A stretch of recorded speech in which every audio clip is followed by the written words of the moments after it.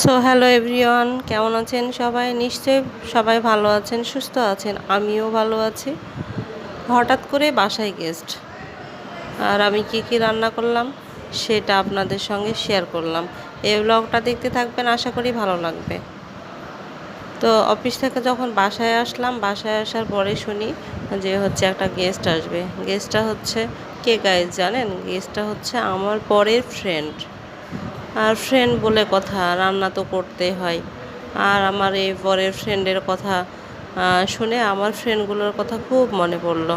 কিন্তু দেখেন, এক সময় স্কুল, কলেজ, ভার্সিটি কোথায় কত পড়াশোনা করেছি, কত বন্ধু বান্ধব, আর সবাই কে কোথায়, দেশের বাহিরে, দেশে, ঢাকাতে, এখানে ওখানে সবাই ছিন্ন ভিন্ন বিচ্ছিন্ন। এখন হচ্ছে কারোর সাথেই কোনো ওইভাবে যোগাযোগ হয় না। হ্যাঁ, এফবিতে দেখি, অনেককে দেখতে পাই, ছবি পোস্ট দেয়, মাঝে মধ্যে অনেকের সাথে কথা হয়, অনেকের সাথে কথা হয় না।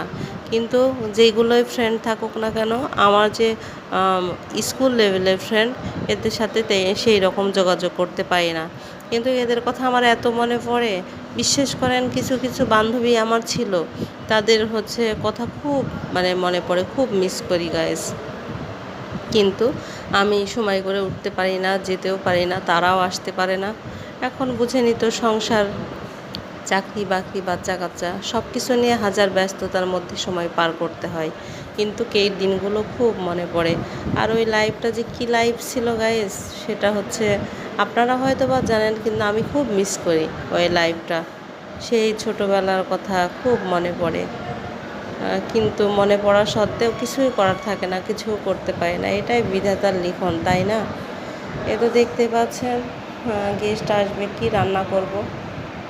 হঠাৎ করেই গরুর মাংস রান্না করছি, আর হচ্ছে রোস্ট, সবজি, ডাল আর বেগুনের চাক ভাজি, একটু পোলাও রান্না করব, সাথে সাদা ভাত। তেমন কিছু রান্না করতে পারলাম না, কারণ টাইমের খুব অভাব ছিল। ভাইয়াটা রাত্রে খাবে, খেয়ে হচ্ছে আবার রাত্রে ট্রেনে ঢাকাতে চলে যাবে। ফ্রেন্ডটার বাসা হচ্ছে ঢাকাতে, কিছু কাজের জন্য ভাইয়া রাজশাহীতে আসছিল। তো দেখতেই পাচ্ছেন, এখানে সুন্দর করে আমি রান্না করতেছি। রান্না বান্না প্রায় শেষের পর্যায়ে, কিন্তু ওরা বাহিরে সে ঘুরতে বের হয়েছে, ঘুরে টুরে আসবে। আমার খাবার তো রেডি, ওনাদের জন্য ওয়েট করতেছি। কিন্তু আমার দেখে তো মনে হচ্ছে এখনই খেতে হবে গাইস, কিন্তু কি আর করার বলেন। আসলে গেস্ট না আসলে তো আর খাওয়া যাবে না, তাই না? আমি যদি সব খেয়ে ফেলি গাইস, তাহলে গেস্টকে কি দিব, তাই না বলেন? ওদেরকে তো পান্তা ভাত দিতে হবে। ইচ্ছে করলে আমি সব খেয়ে ফেলতে পারবো, তাই না? না না না, কিছু মনে করবেন না, আমি এতগুলা খাবার খেতে পারবো না। এমনিতে আপনাদের সঙ্গে মজা করলাম। আচ্ছা, আমার রান্নাগুলো কেমন হয়েছে? কালার দেখে কি মনে হচ্ছে আপনাদের কাছে? খেতে কি ভালো লাগবে? টেস্ট হবে?